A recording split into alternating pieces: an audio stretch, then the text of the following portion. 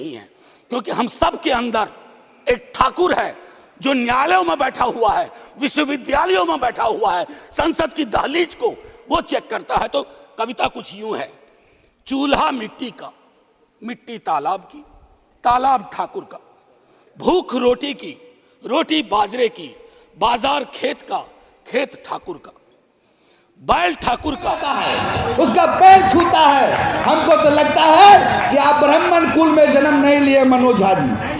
हम लोग कोई मौका नहीं है, हाथ में चूड़ी नहीं पहने हैं। आपका जवाब हमारा क्षत्रिय समाज देगा, चिंता मत करो। ये क्षत्रिय समाज को ललकारते हो, हम कभी बिहार सुर्खियों में बना हुआ है। बात चाहे राष्ट्रीय राजनीति की हो या फिर राज्य की राजनीति की, बिहार चर्चा में आ ही जाता है। इस वक्त जो चर्चा है वो सबसे ज्यादा चर्चा विपक्ष के पार्टियों से ज्यादा अपने ही दल के नेताओं से अपनी अपनी पार्टियां परेशान है। मामला चाहे जेडीयू का हो या फिर आरजेडी का।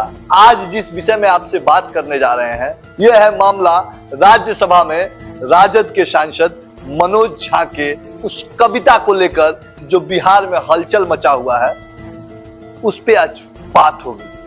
नमस्कार, स्वीकार कीजिए, मेरा नाम है भास्कर कुमार। 21 सितंबर को मनोज झा राज्यसभा में एक कविता पढ़ते हैं और वो कविता आधारित होती है ठाकुरों के ऊपर। जैसे ही यह कविता यूं कहें कि यह संवाद उनका राज्यसभा में खत्म होता है, 2 दिन तक तो इस खबर पे किसी की नजर नहीं जाती है, लेकिन जैसे ही समय बीतते जाता है, ना जाने कैसे ये खबरें एकदम से हलचल मचा देती है। चर्चा में आते हैं आनंद मोहन के पुत्र और राजद के विधायक चेतन आनंद। लिख डालते हैं एक फेसबुक पोस्ट और कहते हैं कि ठाकुरों के अभिमान और स्वाभिमान के साथ कोई खेलेगा तो हम बर्दाश्त नहीं करेंगे। कमाल है ना, राजद के ही सांसद हैं मनोज झा और राजद के ही विधायक हैं चेतन आनंद। अब सवाल उठता है कि भाई दोनों एक ही दल के नेता हैं, ऐसे में एक दूसरे पे प्रश्न चिन्ह उठाना आखिर वजह क्या है? तो वजह है अपने जाति की साख को बचाना।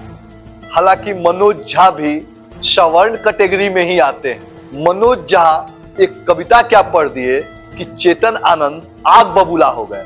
आग बबूला ही नहीं हो गए, वो ऐसे ऐसे शब्दों का प्रयोग करने लगे मनोज झा के ऊपर कि आप सुनिए पहले कि वो फेसबुक पोस्ट पर आकर क्या बोल रहे हैं। अब तो मनोज झा जी को ये समझ लेना चाहिए कि ये सब चीजें जो है समाजवाद को पसंद नहीं है। समाजवाद सबको एक साथ लेकर के चलता है और ये जो दोगलापंथी है